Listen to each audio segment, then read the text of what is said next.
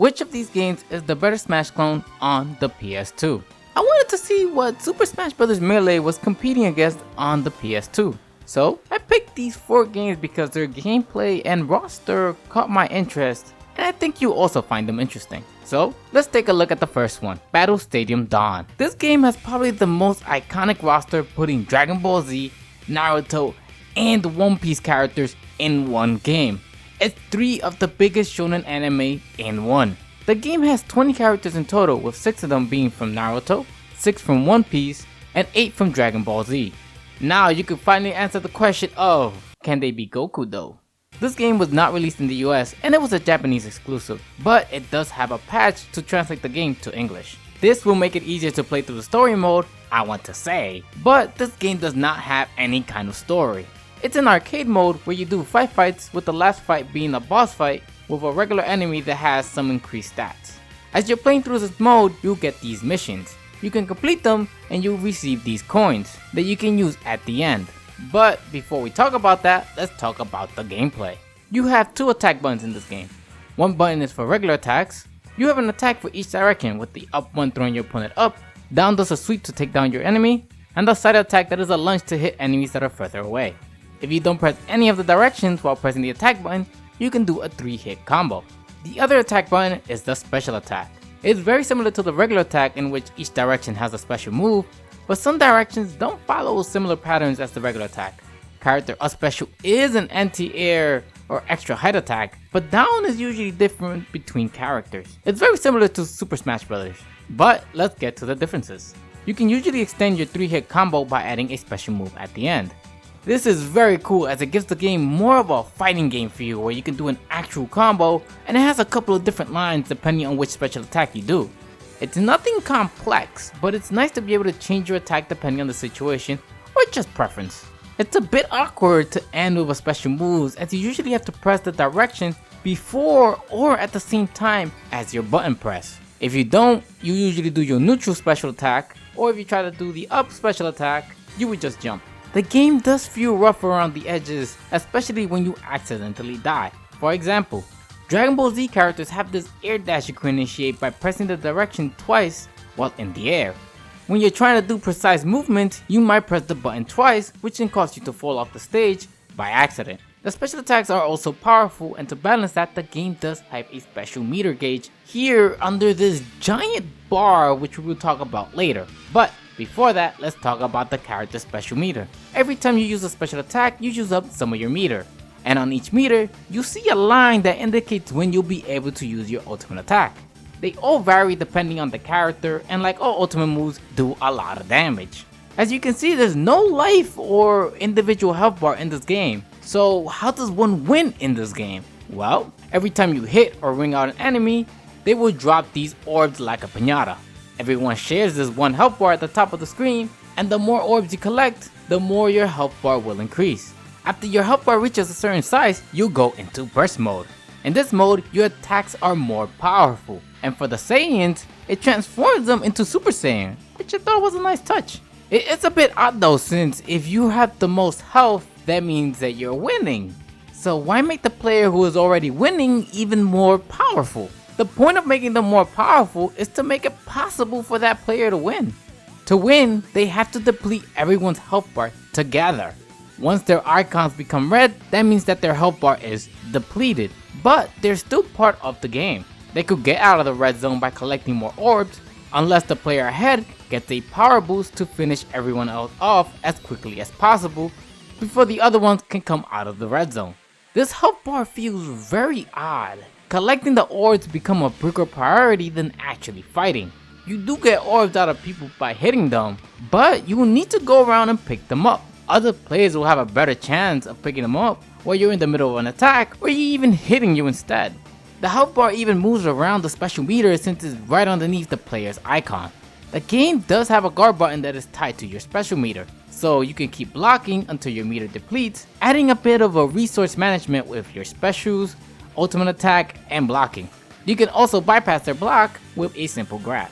The game's gameplay has some depth, but sadly it is lacking in everything else. The self-explanatory modes are training and multiplayer. The more interesting modes are the time challenge, where you defeat as many mini-boos as possible before the time runs out, and survival challenge is where you fight until you run out of health without recovering. Weirdly, there is no way to have a regular health bar in this game besides the single player mode. Multiplayer mode does not let you customize the match in any way you want. The items of the games are fun to play with, them being buffs, debuffs, or items to hit your opponent with. However, not being able to turn off the items whenever you want is a bummer, especially for someone like me who usually plays Smash without items. They probably did this because they have ticket mode. Here you spend tickets that change something about the game, like no ultra moves or unlimited special moves. Sadly, there is none where you can just get rid of all the items. This makes no sense. Having to use a ticket to be able to play with customized rules is such a weird thing, but it's done to give the single player mode more replay value. What do I mean by that? Is that the coins you get for the missions are used in the slot machines at the end of each arcade mode. In these slot machines, you get the chance to acquire tickets to use in the ticket mode, but those are just filler for what you actually want, and that is the stages and characters. Yes, the only way to unlock characters and stages in this game is by gambling. To make it even worse, once you get 3 in a row, your first time, you have to do it again, since the first one levels up the selection or something.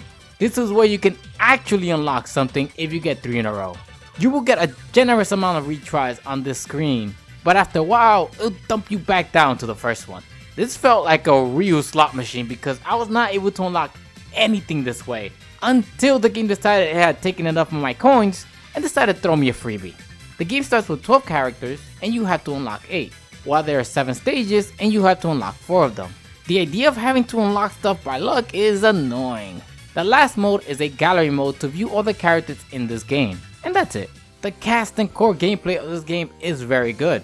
Having 3-hit combos and a small variation make this game fun to play, but the thing that will attract most people will be the roster. Sadly, as soon as you start to play, you'll see how rough around the edges this game is, having limited multiplayer mode, basic single player modes, and an unlock system that is completely random. It does not help that the main multiplayer mode has this weird 1 life health bar thing, where you have to knock everyone out at the same time.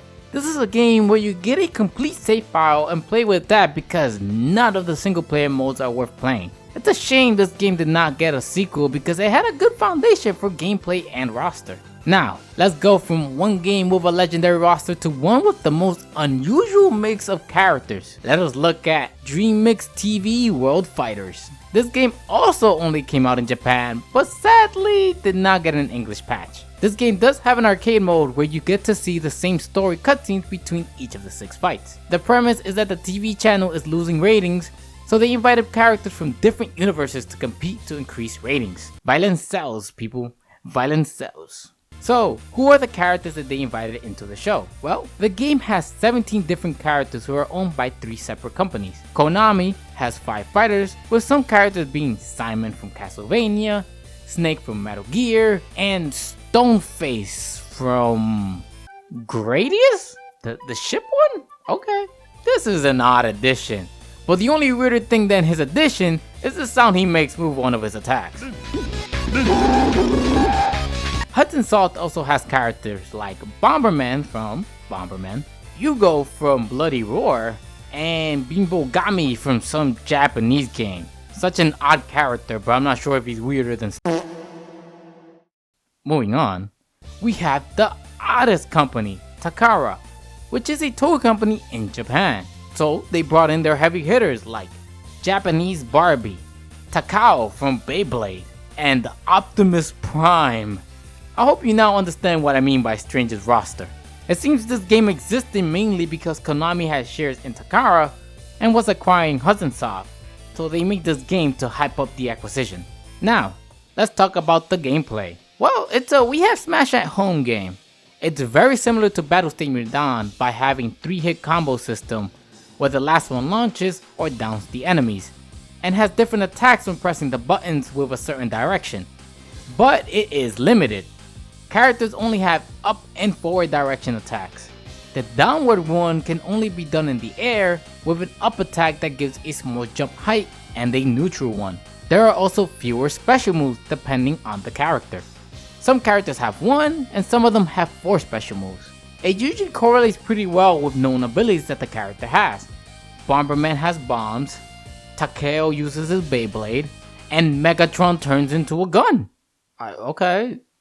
I can't say I watched Transformers a lot when I was younger. But are they not supposed to turn into vehicles like a tank or something? It's a bit disappointing that they have so few moves and even fewer items. I saw very few items and they are a bit odd to use. You can pick them up with the grab button and they can be thrown or attacked with. Grabbing is just awkward, and since it's the only way to beat someone's shield, it makes blocking a very powerful option to use. The main reason it's hard to use the grab is because of how stiff the characters move, making it difficult to be in a good position to grab them. As you have seen, there's a huge life bar in this game too, and it works very similar to the last one, except you can individually defeat enemies. Once you beat the orbs out of your opponent like a piñata, you can collect them and this will increase your health. After you deplete all their orbs, you can eliminate them by punching them so hard it knocks the soul out of them. If someone else besides them collects the soul, they are eliminated, but if they collect it, they're back in the game. One cool thing they do is, if you're out of the game, you can still play with this mini version of your character, and be a nuisance to the players by getting in their ways and attacking them. The stages are also different from Smash Bros. In none of the 15 stages can a character be ringed out. There's usually a barrier not allowing it, and the game has this weird hanging mechanic. I don't quite understand the point of it since it does not add much to the fights, and it's hard to even grab onto them. I was only able to hang on by pressing the up and jump button at the same time, exactly when my character was on the part you can hang on while jumping. Besides the story mode, we have the self-explanatory multiplayer mode. There is no customization of the fights here either, besides how many rounds are needed to win and the CPU difficulty. Another single player mode they have is called Caravan, which has 8 score based challenges. They are themed between 8 different characters, which is fun. I'm not sure if it's worth coming back to it after your first completion. The last one is a library which talks about the characters in the game. This is the Smash Bros. At home with some unique characters. There are not a lot of moves to use, physics is a bit wonky, and very little mode variety. The giant health bar is not a good indicator to let players know how well they are playing, and the orbs take away from the actual fighting by having you collect them. As this was a budget title, it is to be expected not to be amazing, and the most interesting part of this game is the idea of being able to hit Snake with a Beyblade. The game is lacking in a lot of areas and half the roster is not very appealing unless you're a gamer or kid who grew up in Japan around that time. Let's go from an unusual roster to a more niche one with Onimusha Blade Warrior. This is a spin-off game from the Onimusha series. I have never played a game in the series before, so the cast does not excite or interest me much. But there is an exception, which we will talk about later. First, let's talk about this game's story mode, as it has more than what you would expect from a Smash clone. It's still an arcade mode where you do 10 fights. The fights are either from collecting a certain amount of souls or killing everyone. Depending on the character you choose, you see a few cutscenes in between certain fights. Something else you'll see in between fights is this customization screen. You can level up your character between 3 stats and choose between different weapons and items to equip. This is not the type of game I expect to see levels, but you will need them. Arcade mode has a range of difficulties, and in my first playthrough, I decided to go with normal and could not defeat the last boss. I had to reset all my progress and start again at a lower difficulty. Once you make it through the first playthrough with that character, you can restart from the beginning with all the stats you gain in the last run in any difficulty. It was pretty cool being able to come back to the normal difficulty and beat up the boss I was having issue with before. You will want to go again at a normal or higher level, as that is the only way you'll gain access to the Shadow Realms midway through arcade mode. This is a level where you have a survival wave of enemies for 10 rounds, usually ending with a boss fight and mid-bosses in between. These are the ways you unlock the other blades for your character, and you want to upgrade them because towards the end of the arcade mode, they have a second Shadow Realm, which is 20 rounds long. If you die once in any round, you're kicked out and sent back to continue the arcade mode. If you want to redo it, you will have to replay the arcade mode and make it to that round without dying. It's such a grindy mode, and a bit frustrating to do, especially when you lose on the last round where they throw 3 bosses at you at the same time.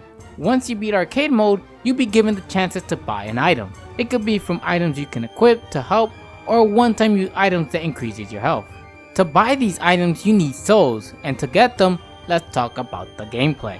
How does this game play? Let's start with the attacks. You have one button that can do a 4 to 5 hit combo. Pressing up and the attack button will do an anti-air and launch the enemy up. You can press it while crouching to do a swipe. If you double tap forward, you go into a quick dash, which you can convert it into a long reach attack. You can also attack in the air and a downward thrust that can hurt enemies that are down. You can hold the attack button down to charge your sword and do a strong hit or combo. If you're moving while letting the button go, it'll do this energy wave to hit faraway enemies. The special attack button does this kick that is not blockable, causing your opponents to stagger out of block, but does no damage. This move is a bit odd in the game, but before I get into that, let's talk about all the other things you can do. If you press the R1, you go into the ready stance that targets an enemy, and you can do your regular attack combo, but at the start, you get an extra poke. If you do the special attack in ready stance, it does an attack that disarms the opponent and causes them to use a weaker blade until they pick it up. If you dash into your opponent while targeting them, you can do this weird shuffle to get around them. You can also charge your attack to do a more devastating poke as well. L1 is used to guard against your opponent, and if you press the special button while guarding, you get this move that disrupts the enemy and you both take damage. There are a lot of button combinations in the attack, but the oddest part to me is the basic combo and kick attack. If you do your basic combo, your opponent can block midway through it every time. So you usually kick in between your combos, staggering them out of it, and then you rinse and repeat. You never seem to be able to do the end of your combo and have the last satisfying hit. There are options for the defender like guard disrupting, which was to stop that from going into a loop as well. And if you're really good, you can do a critical attack where you guard and hit the attack button right before they land their attack and do some devastating damage. But good luck landing that through how chaotic this game gets. There are also different types of orbs that increase health, experience, attacks, and things of that nature in the match. You can even collect orbs that allow you to do special techniques that replace the disarming attack while you have one. Depending on the color, they have different effects. The blue one is a long combo, the red does a long range attack, and green does a tornado that sucks everyone in while doing damage. The way to get these orbs is by opening them from a chest or hitting them out of your opponent like a piñata. Chest also contains items you can use in the game. Chest appears randomly in the stages, which in themselves are interesting. The stage have different planes on them that you can go up and down by jumping between them, and if you're in your ready stance, you can also move between them by shimmying. Depending on the stage, they could have 3 to 4 planes. On top of that, some of them even have curvature. So when you throw an item, they go through the stage. It's a bit confusing seeing this the first time. You have items like kunai, shurikens, and rifles. The game seems to have fun and liberties with its setting, but the most surprising thing about this game is they have Mega Man as a playable character. So now Mega Man can jack inside of Onimusha. Alongside Mega Man, they also have Zero. All in all, this game has 20 stages with 24 characters that you can use in single player mode and in the other modes, which are Versus mode, Customized Versus mode, and Tutorial. Tutorial is self-explanatory, but I do want to talk about Versus mode and the amount of customization you have for it. There is a lot here, being able to set times, win conditions, item drop rate, and even which items you want to show up. The win condition of capturing souls is not a balanced mode. Killing the opponent is not great because the other players can start absorbing the soul before you end your animation, and it just becomes this fight of everyone standing still trying to absorb the orb, like a force battle. It's even weird that when you do 2-on-2, you can absorb your teammate's soul and it counts for you. Custom Versus mode is the same thing, except you get to use the stats and items from single player mode for your character. The game has a lot of mechanics for Smash clones, and it falls flat on the basic gameplay. The basic combo is not satisfying, especially when it's easily blocked halfway through, causing you to use the kick to stagger and repeat the combo and start the cycle. The Smash Bros. Style of the game seems to fight against the actual gameplay. You have the finesse of a sword fight and precise countering, but trying to do this while there are 4 players on stage and lightning bolts are coming from the sky is asking a bit much. The single player mode is more fun as it treats the game more as a beat 'em up with RPG mechanics than a Smash clone. It has too many mechanics for this type of game, making it complicated, and just because the game is more complicated does not mean it's better. Now, let's jack out of Onimusha into a series that makes more sense to have as a Smash clone with Digimon and Digimon Rumble Arena 2. This is a sequel evidently by the 2 in the title. The first one was on PS1 though. So let's start with this game's single player mode.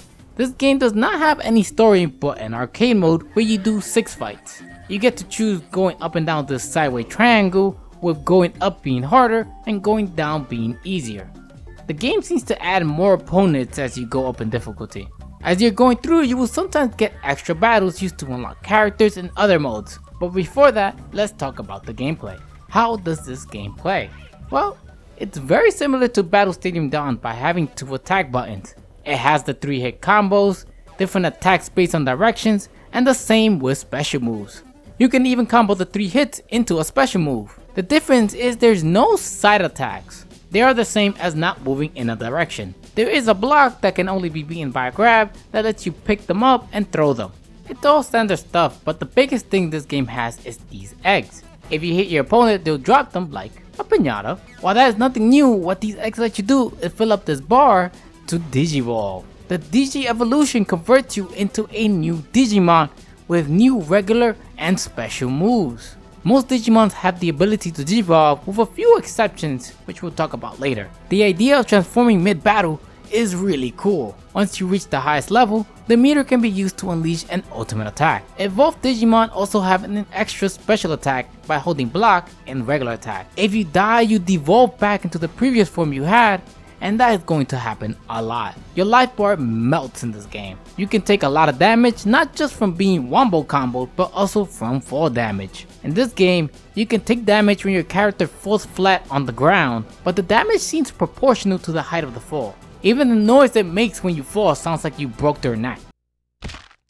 You can try to mitigate damage by converting your evolution meter to health, but it recovers so little and you have to stand still for it to work, it is not worth it. It's easier to wait for items to appear that recover health. There are other items as well, but all of them are status ailments, buffs, or debuffs. They do things like recover health, digivolve everyone, or turn you into a literal piñata. I do feel like items have too much of an impact in these fights.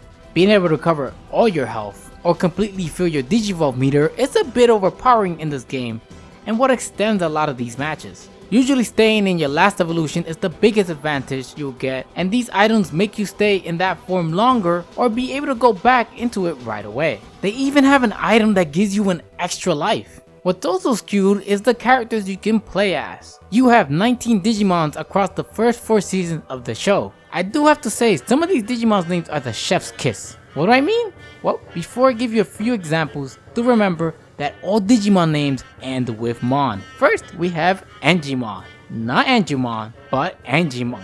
Not sure where you got Anju from. Next, we have this one called Angiwumon. I'm sure you see what they did there. And then my favorite one is this one called Garomon.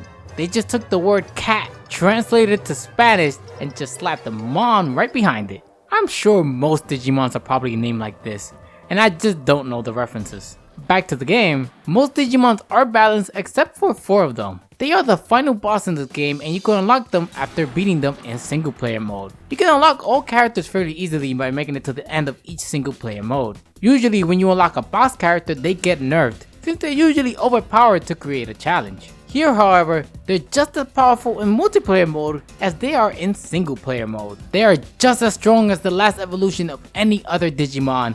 They start in this mode and do not power down when losing a life. On top of that, they have huge attack reach. Multiplayer does have a few different modes which you unlock in single player mode. We have Crazy Chase. This one's trying to catch a Digimon a certain amount of times. King of the Hill is staying in one spot for a certain amount of time to win. And a couple of other modes. It's nice to see these modes, but they're not something I think many would prefer to play. What is interesting is that you can change the speed of the game. It's almost like Mario Kart with the different CC speeds to make it easier to play by making it slower. The last mode is a subpar training mode, which is basically an endless KO match. This is an interesting Smash clone. It has some good gameplay with 3-hit combo moves that can be combined into with special moves which can be done standalone. There are different types of modes to play which could be fun, but not something most people will come back to. The interesting feature is the Digi Evolution that allows you to transform mid-battle. It basically triples the roster as most Digimons have 3 evolutions and they have their own attack and special moves. Only issue is that the game is unbalanced with how easy it is to die, and it does not help how items and boss characters you unlock are overpowered. Now that we've looked at every game, let's rank them. But before that, I do want to say, for 4 games that most people will call a Smash clone, they have more in common with each other than they do with Smash Brothers. And if you're enjoying this video, subscribe. So, at the bottom of my list is Onimusha. It's an interesting concept and it has a decent single player mode for a Smash clone. It even has a lot of game mechanics, but the basic gameplay is a letdown. I'm not sure why opponents can block in the middle of your combo, but it devolved into a game to slash/kick combo. The game mechanics do not lend themselves well into a Smash clone with how the gameplay makes it feel like the game should be a one-on-one fighter, and even then the staggering move becomes the go-to move. If anything, this game feels like a beat 'em up with a Smash Brothers mode attached to it. Third place we have DreamMix TV Fighter. It's janky and just has less substance than the other 2 games and has combat depths and even available moves. The next was harder to decide on, but in second place is Digimon Rumble Arena 2. I do think Digimon lends himself well to games like this, and it has a solid game mechanic with the Digi Evolution. It even has a good amount of different modes if you want to change it up a bit. My main issue is that the game is very unbalanced. Some Digimons are just better than others and the items are just too powerful. And then that leaves us with Battle Stadium D.O.N. It has a few modes, a weird health bar, a frustrating unlock system, but the core gameplay is fun. Small combos into special moves, items that are not completely game changing, better balanced characters, and a little biased here, an iconic cast of characters. If you're interested in any of the franchises in Battle Stadium D.O.N, I have a video for each one, with my last one being on Budokai vs Budokai Tenkaichi. But as always, my lovely patients, I thank you so much for watching and tune in next time. Bye.